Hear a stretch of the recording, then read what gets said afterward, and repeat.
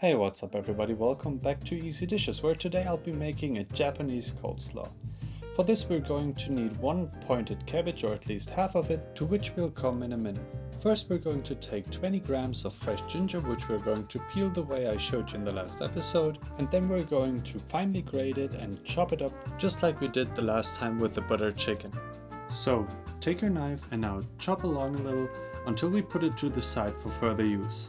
When that is done, we will finally get to the cabbage of the recipe. First we're going to rip off the outermost leaves of the cabbage, just like that. Rip it straight off. And now using a large knife we're going to cut the whole thing in half.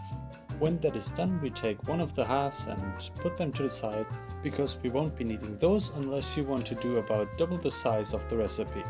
Next up, we're going to take the knife and put it at an angle and cut out a triangle around the stem, which will be tough and chewy, so just toss it out, you won't be needing that.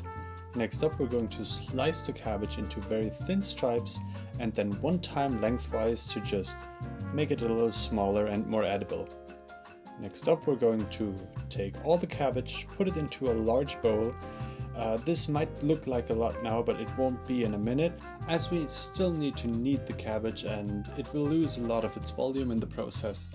Add about 1.5 tablespoons of kosher salt, which will help extract the liquids out of the cabbage, and knead it for about 3 to 5 minutes until the cabbage is very soft and you see a small pool of moisture at the bottom. Next up, we're going to watch where we're standing, because we're going to add about 1.5 tablespoons of honey.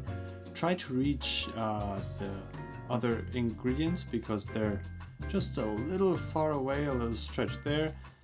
There we go, and add 2 tablespoons of rice vinegar, add the grated ginger, some freshly ground black pepper, and now we take a spoon and give everything a nice stir to make sure everything is very nicely incorporated.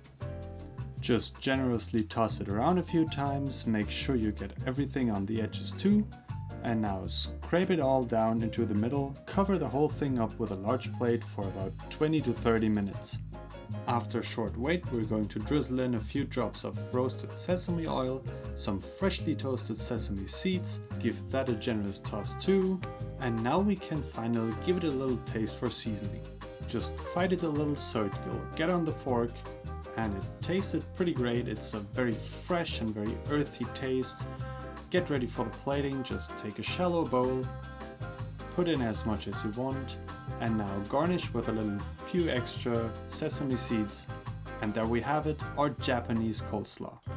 I hope you enjoyed this dish today, and I will be back next week with another episode, so stay tuned and thanks for watching.